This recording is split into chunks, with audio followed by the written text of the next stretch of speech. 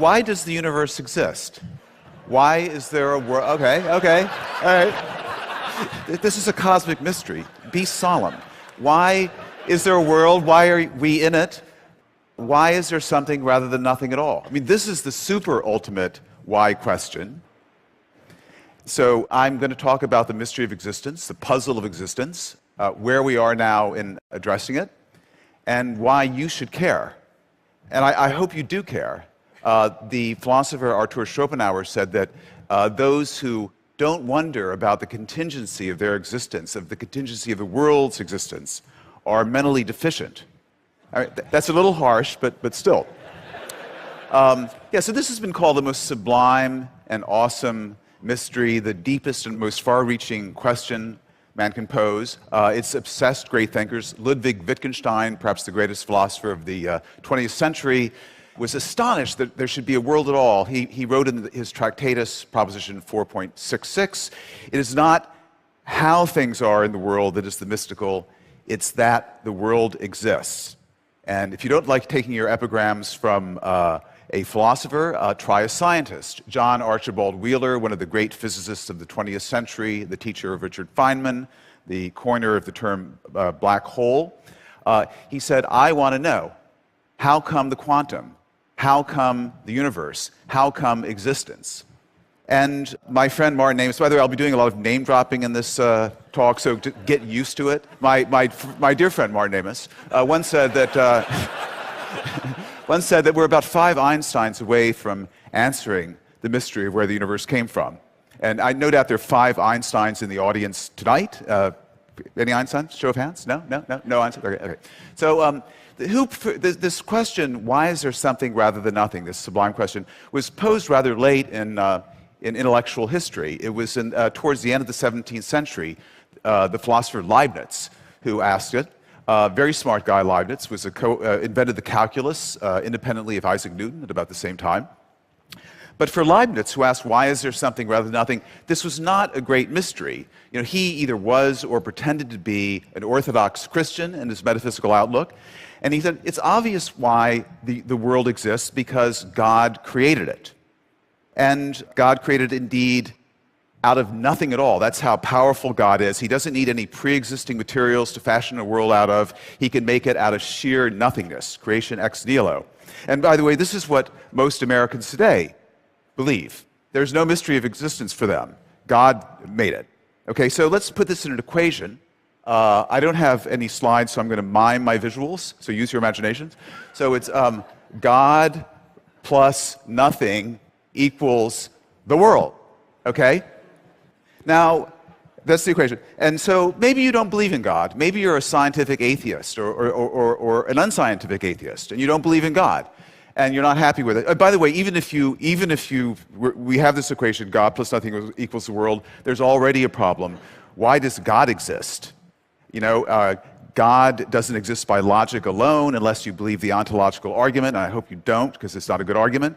So, you know, it's conceivable if God were to exist, he might wonder, you know, I'm eternal, I'm all-powerful, but where did I come from? Whence then am I? God speaks in a more formal English, and so one theory is that God was so bored with pondering the puzzle of his own existence that he created the world, you know, just to distract himself. But anyway, so let's first forget about God. So we have, take God out of the equation, we have blank plus nothing equals the world. Now, if you're a Buddhist, you might want to stop right there, because essentially what you've got is nothing equals the world, and by symmetry of identity, that means the world equals nothing. Okay, and to a Buddhist, the world is just a whole lot of nothing. It's a big cosmic vacuity. And, we think there's a lot of something out there, but that's because we're enslaved by our desires. If we let our desires kind of melt away, we'll see the world for what it truly is, a vacuity, nothingness, and we'll slip into this happy state of nirvana, which has been defined as having just enough life to enjoy being dead. Okay, so that's it.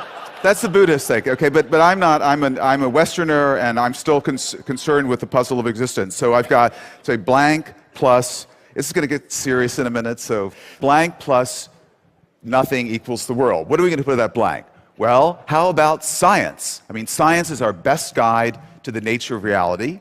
And the most fundamental science is physics. That tells us what naked reality really is. That reveals what I call tau photu, the true and ultimate furniture of the universe. So maybe physics can fill this blank. And indeed, since about the late 1960s, around 1970, physicists have purported to give a purely scientific explanation of how a universe like ours could have popped into existence out of sheer nothingness, a quantum fluctuation out of the void.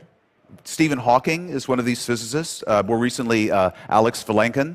And the whole thing has been popularized by another very fine physicist and friend of mine, Lawrence Krauss, who wrote a book called A Universe from Nothing.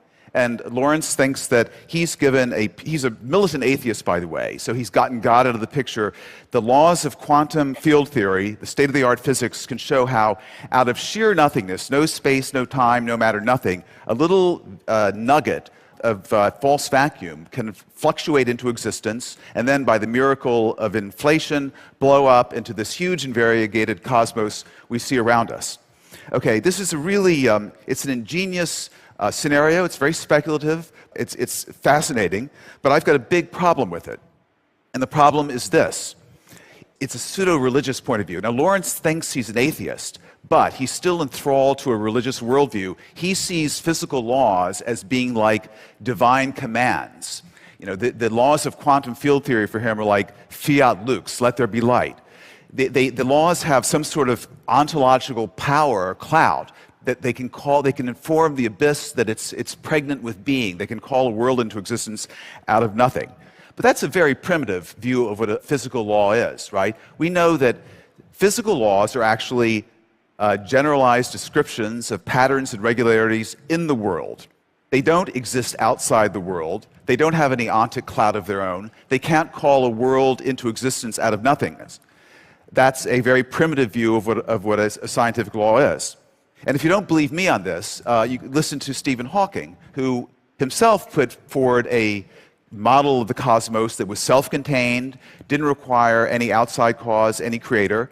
And after proposing this, Hawking admitted that he was still puzzled. I mean, he said, this model is just equations.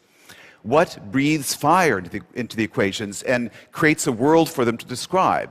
He was puzzled by this. So equations themselves can't do the magic, can't resolve the puzzle of existence. And besides, even if the laws could do that, why this set of laws? Why quantum field theory that describes a universe with a certain number of forces and particles and so forth? Why not a completely different set of laws? There are many, many mathematically consistent sets of laws.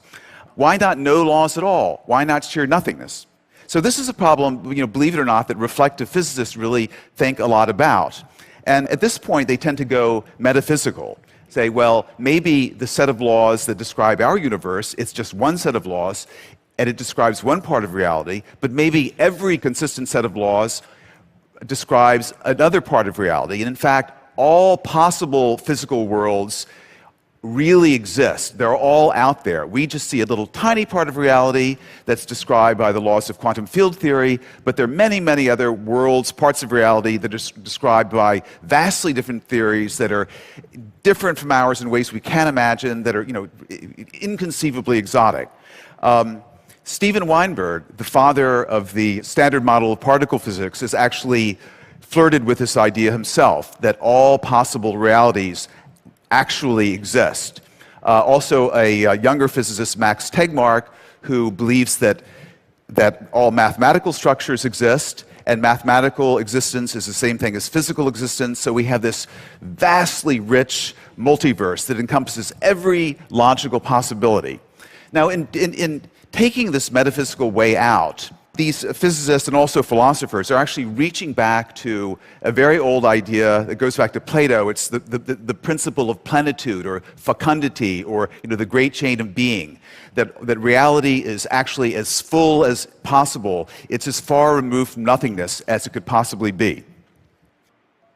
So we have these two extremes now. We have sheer nothingness on one side, and we have this vision of a reality that encompasses every conceivable world at the other extreme, the fullest possible reality, nothingness, the simplest possible reality. Now, what's in between these two extremes? there are all kinds of intermediate realities that include some things and leave out others.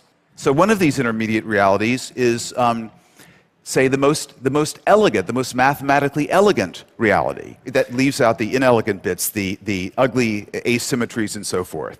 Now, there's some physicists who will tell you that we're actually living in the most elegant reality. I think that Brian Greene is in the audience, and he has written a book called The Elegant Universe. He claims that the universe we live in mathematically is very elegant.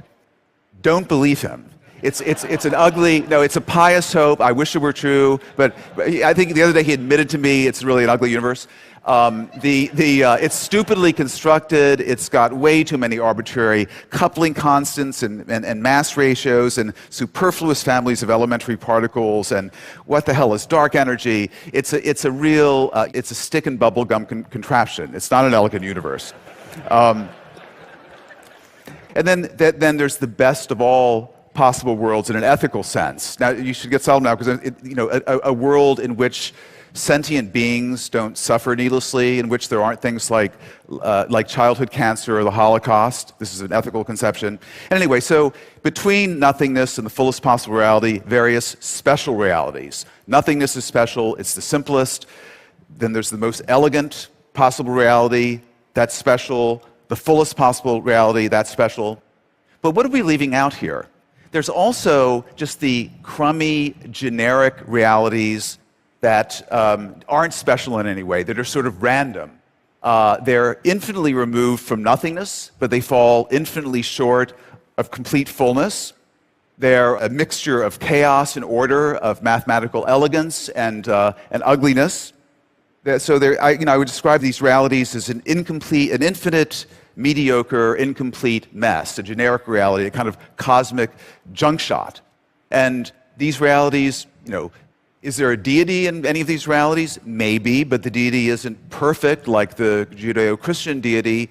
The deity isn't all good and all powerful. It might be instead 100% malevolent, but only 80% effective, which would pretty much describes the world we see around us, I think. So I would like to propose that the resolution to the mystery of existence is that the reality we exist in is one of these generic realities. Now, reality has to turn out some way. It can either turn out to be nothing or everything or something in between. So if it has some special feature, like being really elegant or really full or really simple, like nothingness, that would require an explanation. But if it's just one of these random generic realities, there's no further explanation for it. And indeed, I would say that's the reality we live in. That's what science is telling us. That's what, at the beginning of the week, we got the exciting information that the theory of inflation, which predicts a big, infinite, kind of messy, arbitrary, pointless reality. It's like a big, frothing champagne coming out of a bottle endlessly, a vast universe, mostly a wasteland with little pockets of charm and order and peace. This has been confirmed, this inflationary scenario, by the observations made by radio telescopes in Antarctica that looked at the signature of the gravitational waves from just before the Big Bang. I'm sure you all know about this. So anyway, I think there's some evidence that this really is the reality that we're stuck with. Now, why should you care? Well, the question, why does the world exist? That's the cosmic question. It sort of rhymes with a more intimate question. Why do I exist? Why do you exist? Our existence is really, it would seem to be amazingly improbable, because there's an enormous number of genetically possible humans, if you can compute it by looking at the number of genes and the number of alleles and so forth. And it's a back of the envelope calculation will tell you there are about 10 to the 10,000th possible humans genetically. That's between a Google and a Googleplex. So, and the number of actual humans that have existed is an infinite, 100 billion, maybe 50 billion, an infinitesimal fraction. So all of us, we've won this amazing cosmic lottery. We're here. Okay, so what kind of reality do we want to live in? Do we want to live in a special reality? What if we were living in the most elegant possible reality? Imagine the existential pressure on us to live up to that, to be elegant, not to pull down the tone of it. Or what if we were living in the fullest possible reality? Well, then our existence would be guaranteed because every possible thing exists in that reality, but our choices would be meaningless. You know, if I really struggle morally and agonize and I decide to do the right thing, what difference does it make? Because there are an infinite number of versions of me also doing the right thing and an infinite number doing the wrong thing. So my choices are meaningless. So we don't want to live in that special reality. And as for the special reality of nothingness, I mean, we wouldn't be having this conversation. So I think living in a generic reality that's mediocre, you know, there are nasty bits and nice bits, and we can make the nice bits bigger and the nasty bits smaller, and that gives us a kind of purpose in life. You know, the universe is absurd, but we can still construct a purpose, and that's a pretty good one. And the overall mediocrity of reality kind of resonates nicely with the mediocrity we all feel in the core of our being. And I know you feel it. I mean, I know you're all special, but you're still kind of secretly mediocre, don't you think? So anyway, you may say, you know, this puzzle of mystery of existence, it's just, you know, silly mystery mongering. You're not astonished at the existence of the universe. You're in good company. You know, Bertrand Russell said, you know, I should say the universe is just there, and that's all. You know, it's just a brute fact. And my professor at Columbia, Sidney Morgenbesser, a great philosophical wag, when I said to him, you know, Professor Morgenbesser, why is there something rather than nothing? And he said, oh, even if there was nothing, you still wouldn't be satisfied. So, yeah. So, okay. So you're not astonished. You know, I don't care. But I will tell you, I will tell you something to conclude that I guarantee you will astonish you, because it's astonished all of the brilliant, wonderful people I've met at this TED conference when I've told them. And it's this: never in my life have I had a cell phone. Thank you.